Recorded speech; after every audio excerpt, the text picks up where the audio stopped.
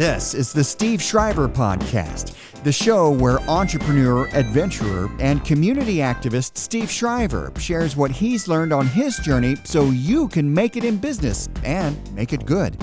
The big topic for this episode: safety last.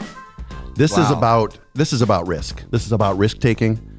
I have physical risk, and that is the stuff that will hurt me or kill me. And then I've got mental risk, and this is the stuff that is all up in my head. And like signing a document for $1 million loan, that's all up here, man. Last time I checked, nobody has died from a failed business in the United States. We'll be right back.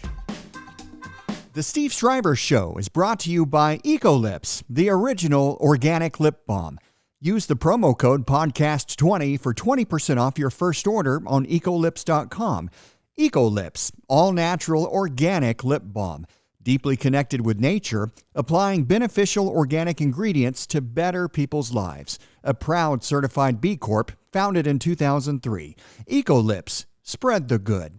And spread the promo code podcast20 into that promo code box. It's good for 20% off your first order on ecolips.com.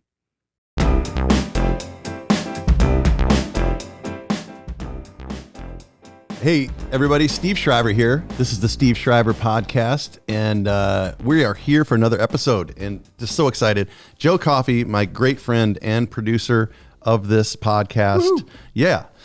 Real quick about me, I'm a serial entrepreneur. I'm a glutton for punishment, and I want to continue to practice the art of business and entrepreneurship and learn from all of my successes and failures.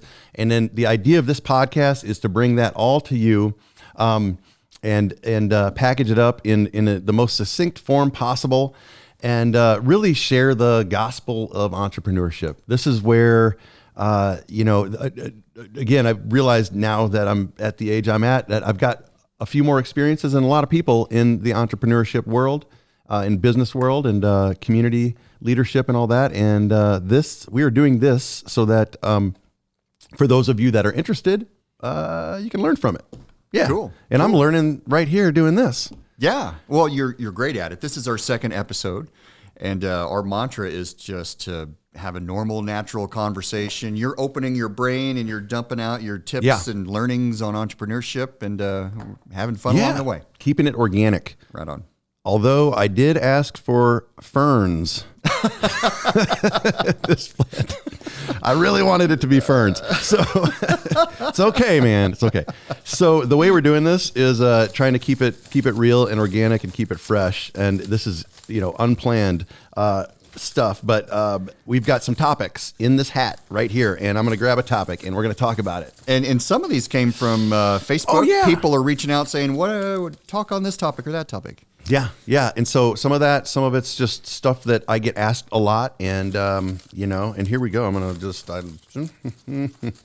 I'm a little bit nervous because whatever. This is like entrepreneurship right here.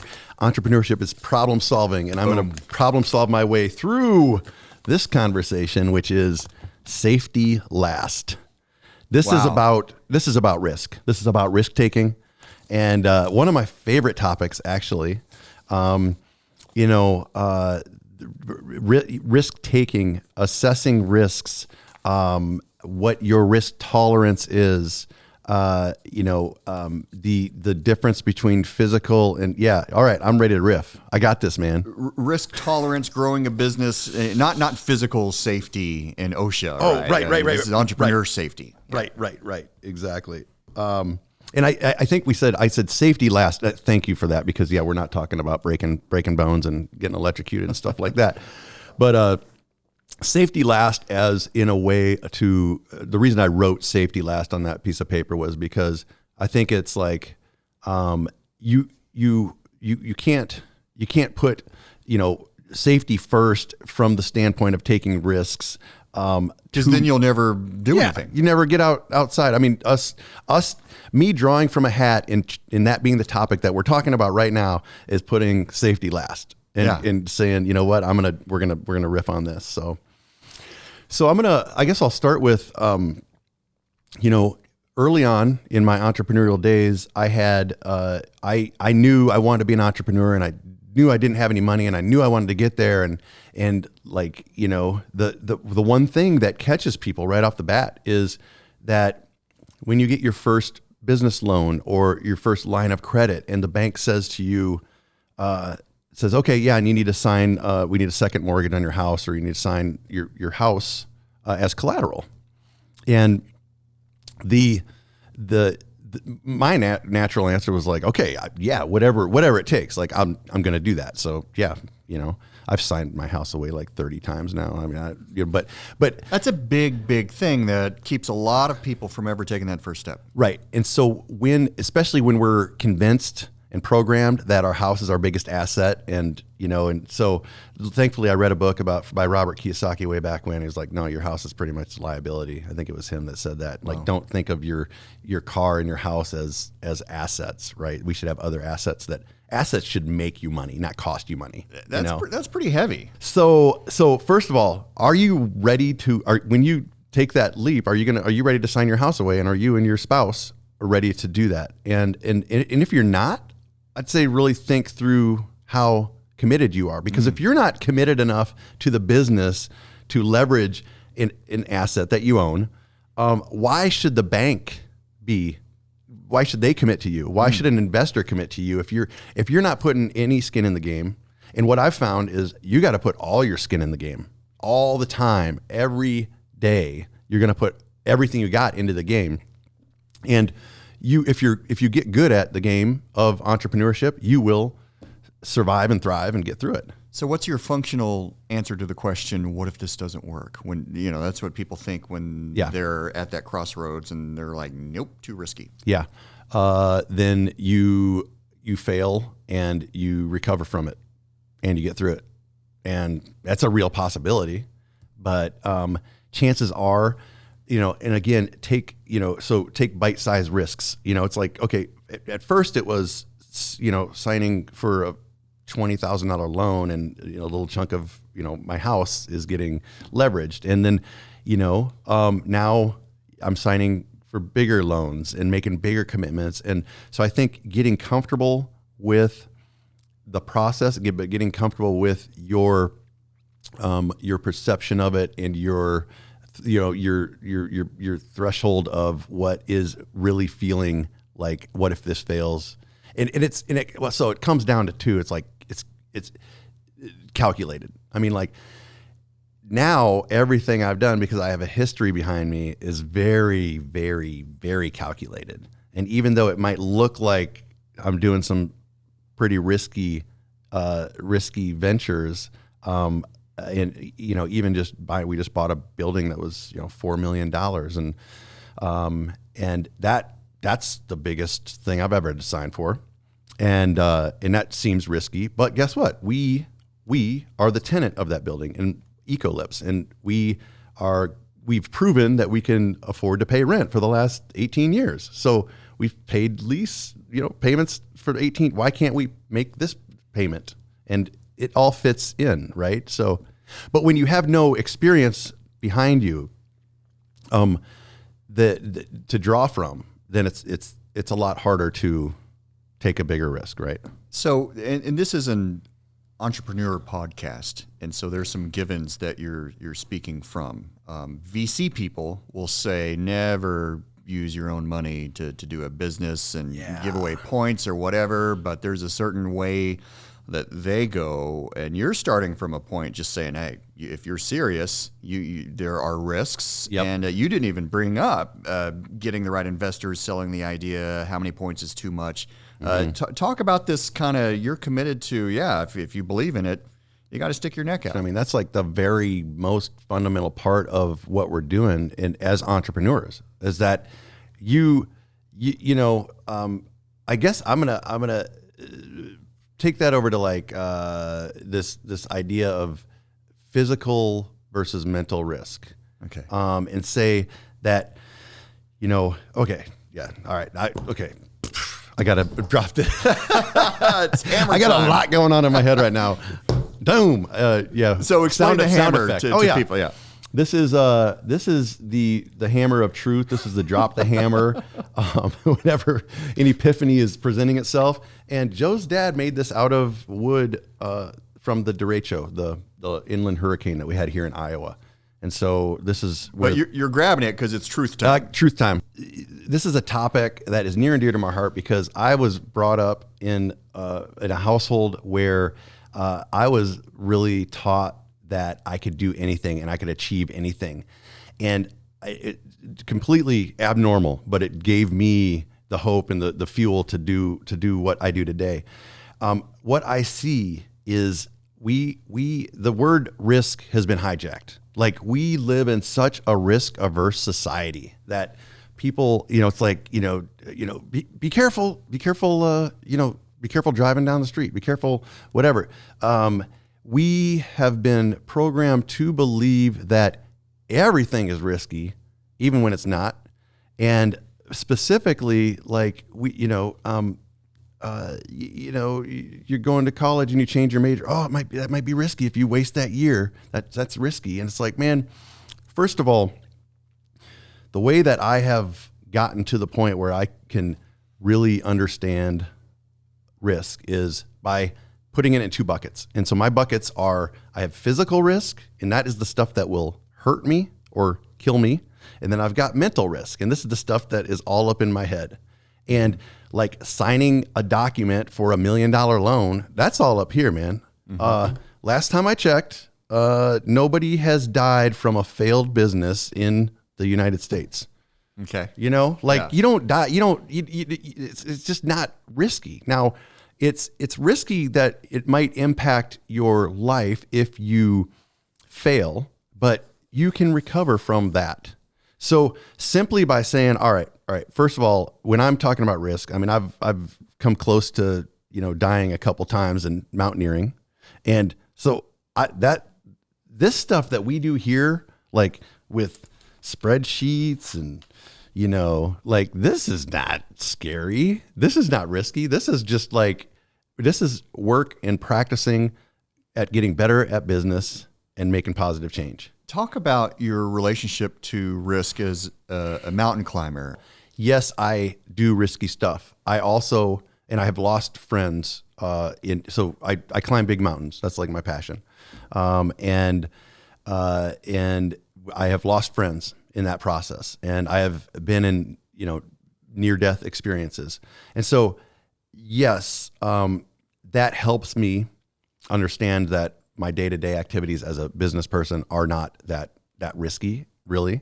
But it also, so it basically puts it all into perspective for me. That being said, I am the first guy to turn around when, and the reason I'm still here is because I've actually, mitigating risk and understanding risk is something that I study. I study, as a in the industries that I work in, and I study myself and how I handle it. So the reason I'm still alive is because I felt like there was going to be an avalanche when the entire snowfield that I was on did a big whoom, and that's a sign. And I turned around. This is just a random mountain in Colorado I was on not too long ago. That really happened. Yeah. Oh yeah. Yeah.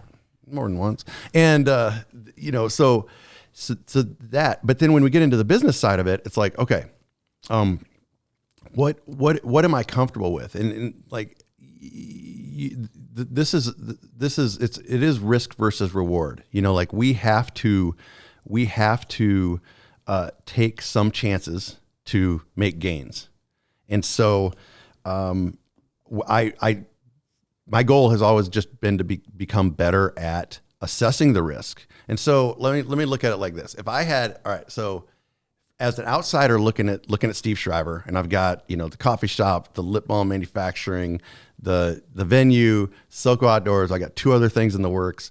You probably would look at me and say that, like, if this is, risk averse, and this is like taking the biggest risks in the world, like the biggest risk taker, they probably put me near this end of the risk spectrum, if you will.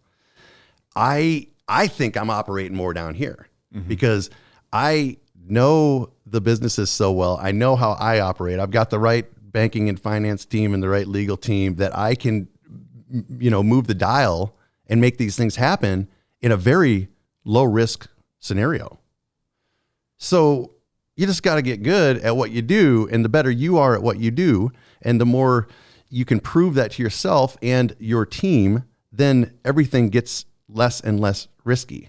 The other thing is like when we're young, and influenced by our peers, our family. A lot of times starting a business is, if somebody's saying, hey, mom, dad, whoever, or wife, husband, I want to start a business. And it, immediately, mostly in an effort to take care of you, your family's going to be like, whoa, wait a minute. That seems risky. Are you sure? And they're doing it out of a good place. Like when a family member, is apprehensive about supporting something that may be perceived as risky, they're really doing that in a way to protect you and to take care of you. And so I have a mental note. It's like, I love my family, and by now they know me well enough, but I would say, it's like, your friends and family are there for support structure, but they're not ultimately the ones that they're not the ones to go to talk to about your business. You need to tell them about what's going on and what you're working on and all that stuff. But just because your family and friends might think that you are taking too big of a risk by making this life change, ultimately you're the one that's responsible for answering that question to yourself. Wow, man, that's a big insight. It's real easy to have an opinion on somebody else's life, right? Yeah. But ultimately, I mean, I remember, man, we were making soap and lip balm back in the late 1900s.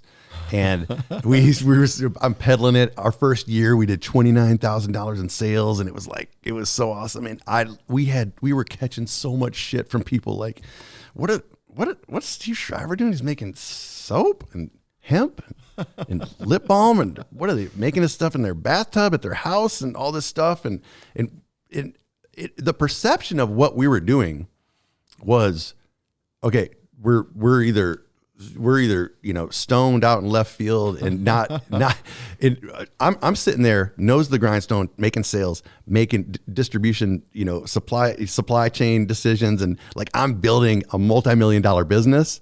And the perception of my friends and family were like, these guys are off the deep end. They have no idea what are they thinking?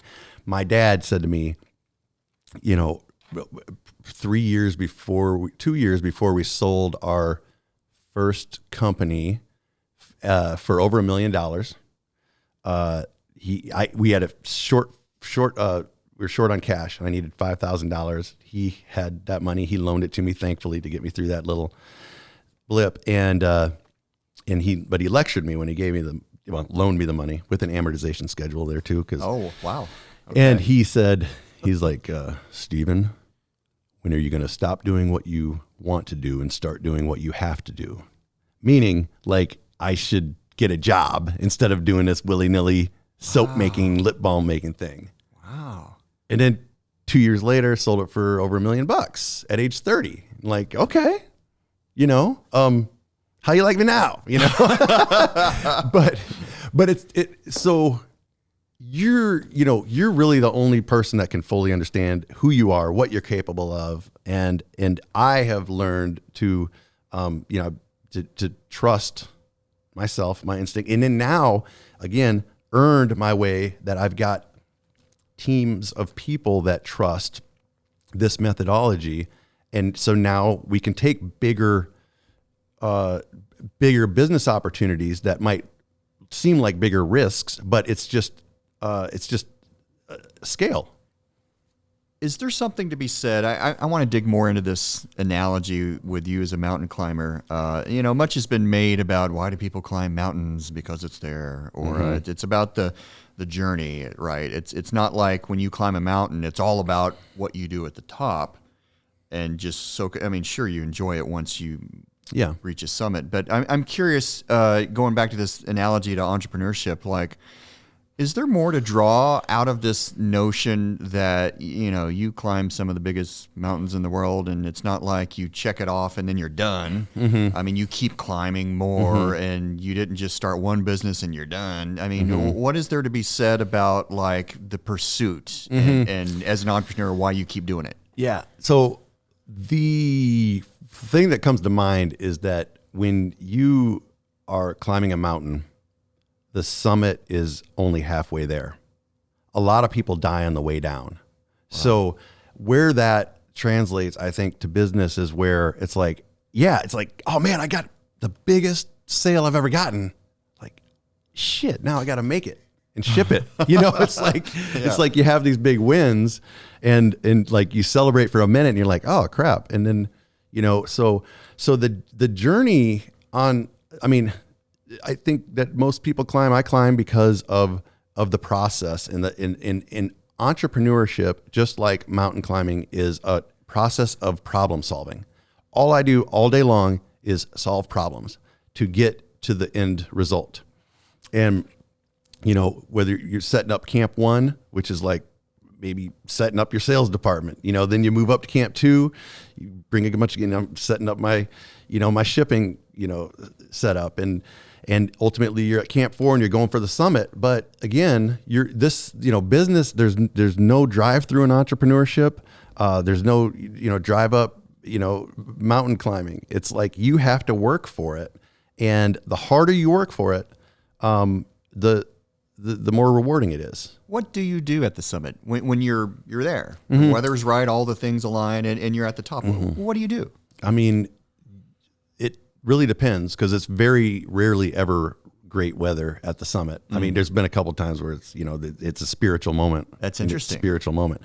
Sometimes I'll cry out of nowhere. Wow. Sometimes I will, just have the biggest smile on my face. I'll, hug the people on my climbing team, but I've also, the majority of the time you get up there and, I was on Mount Rainier a couple of years ago and literally get up coming over the summit ridge and the wind, we were the last people to summit that day, only of 2 parties that summited that day. So, and the wind picked me up and moved me like 10 feet. And I just, literally picked me up and landed and like, so I laid down because I didn't want to blow away.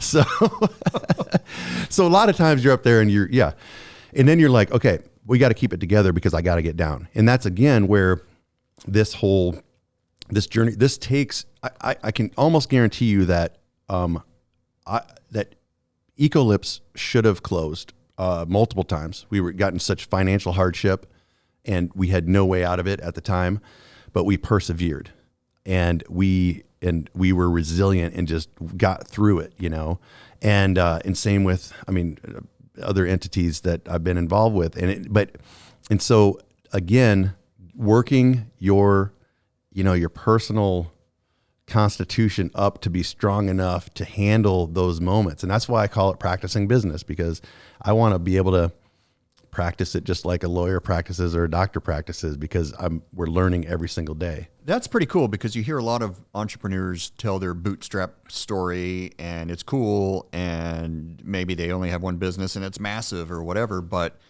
I guess climbing your second mountain, you're using learnings from the first mountain you climbed. Oh, absolutely, man. Yeah. I mean, it's like one of the first books I bought about mountaineering was Accidents in Mountaineering, so that I can learn about how other people failed or what they did wrong. And so it's similar to like not only experiencing your own business experience, but reading about other people's failures and okay, oh, they did that, or they didn't put too much emphasis on this. And so, yeah, absolutely. It's mountaineering is as much about being strong and maintaining good health as it is about taking what you know and applying that to the situation. So I'm looking at a Facebook post someone shared when you reached out the other day and said that you have a podcast and Yeah. you're looking for topics. Mike Concher mentioned something that's relevant to this discussion about failures. He says too many people starting out don't always see the failures and the stumbles that a person has to go through. A lot of businesses and ideas don't even make it. Yeah. I think he's got a point. We don't always talk about those things, but it's a big part of it. Yeah. So I tried to write a book about failures, and I had a questionnaire and I sent it off to everybody that I could think of that had a failed business, and did follow-ups with them, and nobody got back to me. Like, nobody really wanted to talk about it, And so I think, so if you do this long enough, you're going to fail yourself, and hopefully you fail small, fail cheap, fail fast, whatever, and it doesn't hit you too hard. But I think he's right. I mean, it's not a super sexy topic, but I think that fear of failure is, if you put your energy there, then you are letting you're letting that risk take over, that perceived risk take over and lead your journey, which will be very short if you think you're going to fail and you're not going to take a risk. But to a lot of people, well, that's your life. A funding failure, I mean, it'll wipe you out. That's a pretty... That ain't your life. Our life is blood and skin and stuff. It's gonna, I mean, have you ever been fired from a job and you have to pick yourself up? I mean, I was terrible at construction and I got fired, and I needed that money. I was working at McDonald's and I wasn't making enough to live on, and I got a construction job for extra hours, and I failed, and it's like, okay, crap, I got to pick myself up. I got to figure out how to make those ends meet. You just reflected on some failures, some funding failures and financial, and you're talking about it like, thank God I learned from it. That lip balm right there that you have is something that almost tanked Eco Lips, and it's a refillable lip balm that we brought to market a few years back, and we invested over $1 million into that technology, container, molds, all that stuff. So you can replace the inside Yep. and not have to waste a lot of plastic every time you get a new one. Yep. That was the idea. That was the idea. Patented too, right? Yep. IP. Yep. So we bought into this patent. It was a massive undertaking for Eco Lips at the time, and we failed big time with it. We had a lot of retailer commitments that didn't come through, and so we had $1 million in debt and hardly any sales. And we had to clean house. We laid off. It was the last worst decision I've made. It was the last really, really bad decision I made in that company, was launching that product. I believed in the product, but it just didn't get the market acceptance that we wanted to. And so after that was literally, the last time we had to lay off people, last time we had to downsize, so again, we learned from it. Now, what came out of that was that got us retailer meetings because it was innovative. And so now we went from the 30th top selling lip balm in the country to now we're the 13th. Hopefully next year we'll be the 10th. Then we'll work our way up. But because we launched that product, which failed miserably and cost us a ton of money, and people's lives, we had to lay some people off. But it got us, it opened doors for us. So like, even though that's our biggest failure as a company, we benefited from it. And That's we, amazing. And we're way better at, like, we just launched this biodegradable, plastic free. This is made from plant cellulose. This container, it looks like plastic, feels like plastic, but it's not. And it functions just like the regular lip balm. So if there's no reason why anybody wouldn't accept this, because it functions just like a regular lip balm stick. But we went in a little easier on this one. It's even more innovative than that in a way that the materials are. But we didn't drop $1 million on it, right? It's like we went in nice and easy. We're testing the market out, making sure. Yeah. So So talk about, we work together at Frontier Co-op, and they own the brands Frontier, Simply Organic, and Oracacia. And We used to work together there. we worked together there. You were running Oracacia, but had a hand in all the brands. And I remember that was like a big learning moment for me because I'd always been in PR and media. But all of a sudden, I'm in consumer packaged goods, and in CPG, there's a certain formula, or maybe there's a number. But I remember being wowed by how many new products were dreamed up and put out with a full expectation that most of these are not going to stick. They're not going to make it. And that's part of it. And every now and then, one of them will. Talk about that and the numbers. It's almost like batting average, right? Yeah. So you don't really know what's going to make it and what's not. You don't know what the marketing conditions are going to be. And so like our topic is risk on today's episode. And like it's risky launching a product. And especially, I think you have to go in hoping that you're making all the right decisions in this product launch that you know enough about what you're doing and you're good enough at it that you're mitigating that risk as much as possible. But yeah, in the end, 1 out of 100, products are gonna move the needle. It's like, product companies with big product portfolios, including Ecolips, even though we specialize in lip care, at least 80% of it's the 80-20 rule. Like 80% of our business comes from less than 20% of our products. And that's common with, could almost guarantee you every brand out there. But you need to keep greasing the wheels, trying new things, innovating, and hope that, it's kind of like it's the same as sales, like 1 out of, might take 100 phone calls to get one sale. That should bring some comfort to people who maybe aren't used to that CPG environment, and they see a business or a risk as like it's all in and it's gotta work. But I'm hearing you say that, you should fully be prepared for running at things several times before one sticks. Yeah. It's like you're going to get told no when you go try to make a sale. You're going to get denied for a bank loan. You got to keep launching products and keep launching or services or whatever you're into, and until or tweaking, like just tweaking, and again, like mitigating the risk involved in that. So we were able to know our customer well enough to know that this is going to work. I'm guessing that there have been moments when you've known you were right and everyone else in the room was telling you no, too big of a risk, and in the end you were right. And it's there's a great story about the thing didn't work out. But talk about those conversations when, whether it's partners or investors or a board, when the discussion is going down and you're trying to convince people that this thing has a chance. I don't know if you go to, even if it doesn't, we'll have these learnings. But how do those conversations go down? Man, okay. So one thing that you need to get good at is selling, because I sell all day long. I had to sell you on the idea of this podcast, and I'm selling to the bank when I'm proposing a new deal, or I'm selling to investors, that concept, and I'm selling this idea to employees. And so when it comes to the board, those board meetings where, or exec meetings where we're pitching new products or something, I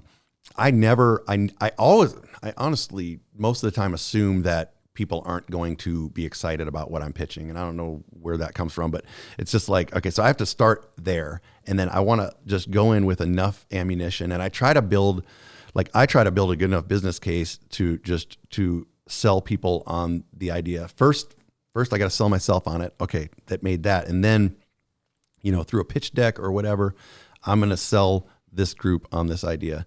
And it can be really uncomfortable at times when you run a democratic organization and you give people, expectations to be fiscally responsible and all that, and ultimately, their jobs are at stake, and they might have some ownership in the company, but but they're not the ones necessarily signing their house away for the, so, I think depending on the project, sometimes I'll lean a little harder and help, try to push people to believe in what I believe. And sometimes I walk out and with a no, and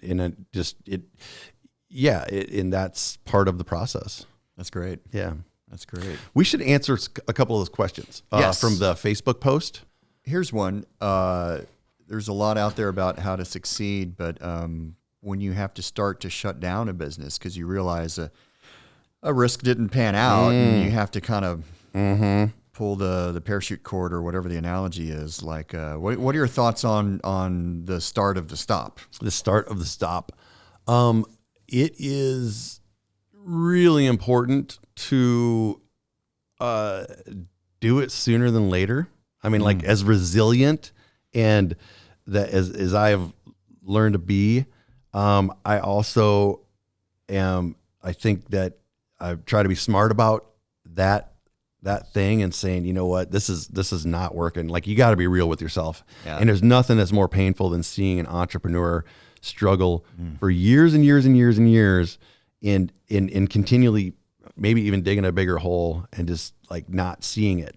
But I mean, that there's just no black and white to that, because there, it's like if I would have stopped when, the multiple times when we were out of money or people were making fun of us for making soap, it's like, we wouldn't have what we have. So, but I think doing like an annual check on it, be like, okay, are we doing what we thought we were going to do? Is this benefiting my life or negatively benefiting my life? Am I getting pulled in other directions? And so, I think, auditing yourself and your business on a regular basis is important to determine whether you should continue going. That's great, because that's part metric, but part just taking your own pulse, right? Mm-hmm. Right.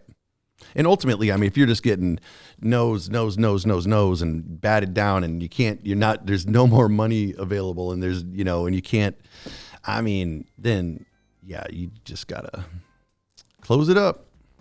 Right on. Tough conversation. So yeah. All right. Episode 2 done. Thank you, everybody. Thank you, Joe, producer. My pleasure. Joe Coffey. And I am Steve Shriver. Steve Shriver on Facebook, Twitter, Instagram. And this is the Steve Shriver Podcast. And we're going to continue doing more of this, and really appreciate everybody listening in, being here. Shoot me, DM me questions that you want us to cover. And we're going to continue, spreading the gospel of entrepreneurship and sharing all these great experiences and some not so great experiences, but being real about it.